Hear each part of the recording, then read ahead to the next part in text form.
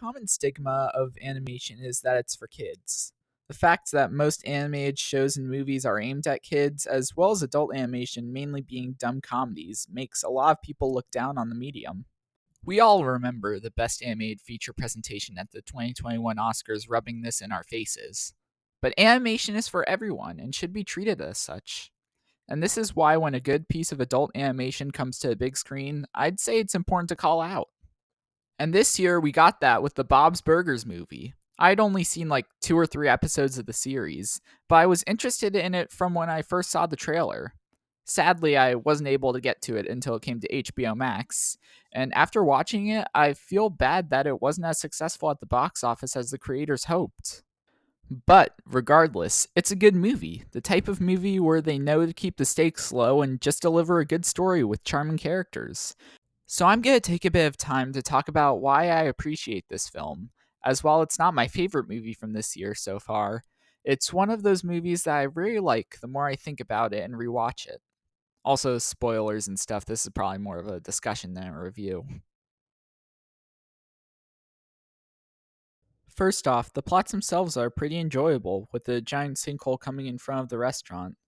Bob and Linda need to repay their loan, and the kids are trying to solve a murder mystery after Louise finds a body in the sinkhole.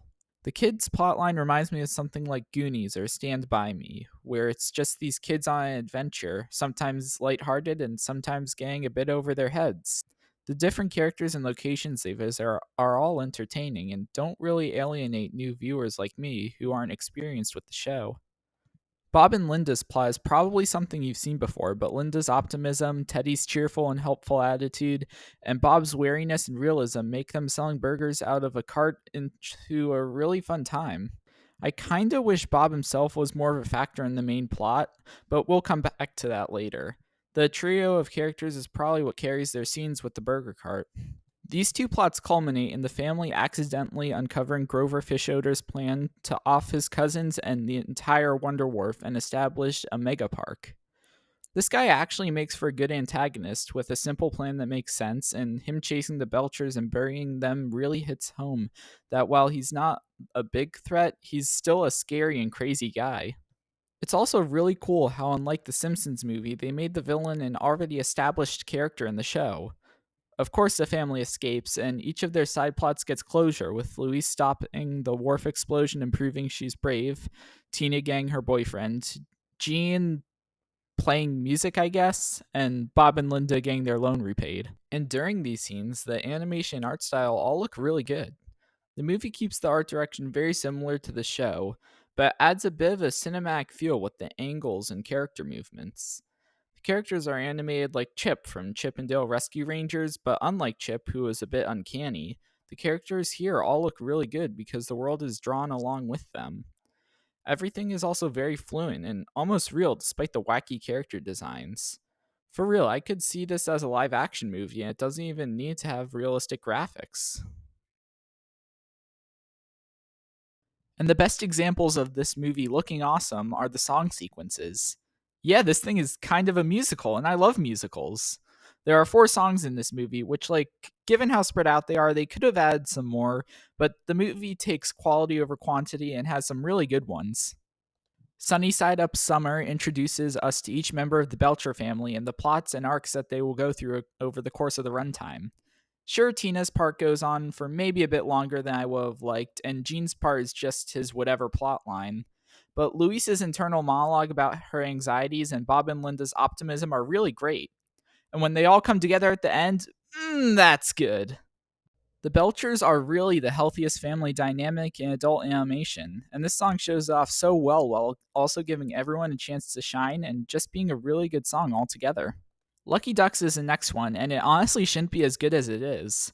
All of the down on their luck, sketchy carnies have a right to be as upset as they are at Calvin Fishoder for treating them poorly and allegedly killing their friend Con Candy Dan to bury him in front of Bob's Burgers. And Luisa's part brings out her motivations and feelings better than the first number.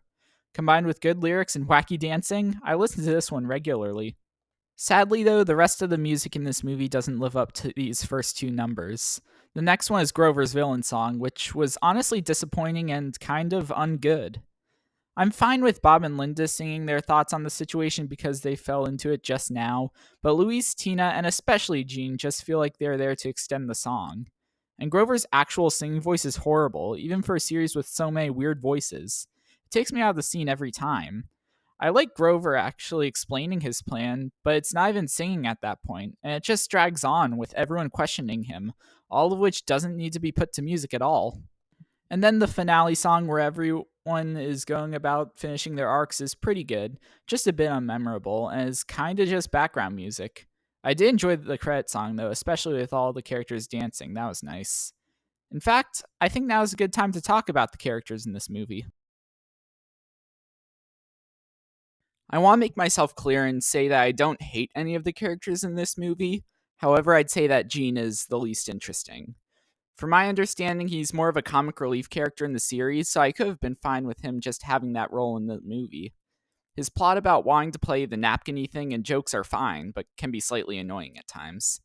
And I'm not really enthralled in it at all. All the other characters range from pretty good to pretty great. Calvin and Felix Fischoeder are entertaining as red herring antagonists, Felix being a goofball and Calvin kind of feeling like a more realistic Mr. Burns, being a jerk but not a full supervillain. He also kind of gets a moment of redemption where he distracts Grover from taking out the family. Speaking of Grover, I like how he's the perfect mix of cunning and dangerous and goofy and happy go lucky. He's actually really entertaining as a villain, and his motives make sense and are still pretty surprising, with him willing to blow up the entire wharf and kill his family and the Belchers, even if I don't like his song. Tina's subplot with Jimmy Jr. is actually handled pretty well, and I like the angle they go for with how sometimes your crush might not be as amazing as you think. That's something people should keep in mind as they are building a relationship. I also love Tina's voice. It was such a good idea that the original show had to just have a low, monotone voice for her. Speaking of the show, I was a little disappointed that Tina and Junior's relationship is a plot throughout the show's entirety, but it does make the plot feel more like the world of the show, and it's better than the Simpsons movie just throwing in a completely new character. I know I've been railing on The Simpsons a lot in this video, but I do like the show and the movie. Teddy and Linda are pretty similar within the movie with an optimistic attitude. Teddy is just so lovable and friendly, and he's so nice to his friends, building them the burger cart. And Linda constantly there to pick up her family, but especially Bob when they're feeling down.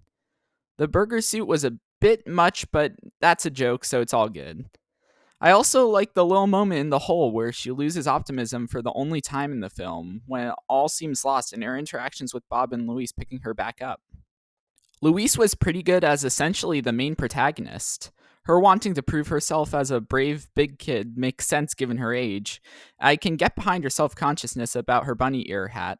Heck, I was rooting for her in the climax. Even the little moment with her losing her hat in the playground gives you a little smile. And then there's Bob, easily my favorite character in the movie. Even the few episodes of the show I've seen, Bob is just a guy trying to do his best, make his family happy, and cook food for others in this crazy world.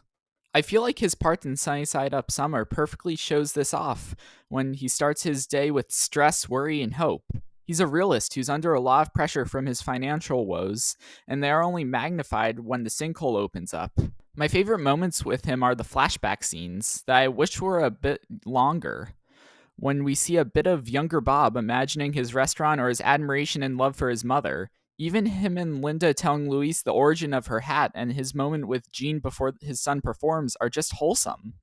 Heck, probably my biggest issue with the film is that Bob wasn't really the main character of the Bob's Burgers movie. As I said, I liked Luis as the main protagonist, and I preferred the kids' plot to Bob, Linda, and Teddy's, but it's weird that the titular character is kind of relegated to the side plot. He has an awesome moment getting his family out of the hole, showing his determination and love. And they also tried to give him a moment in the finale going to help Luis put out the fire at the wharf, but if I'm honest, I was really just rooting for Luis. Like, dude, Bob, your intentions are pure, but go back, you're out of shape and sad.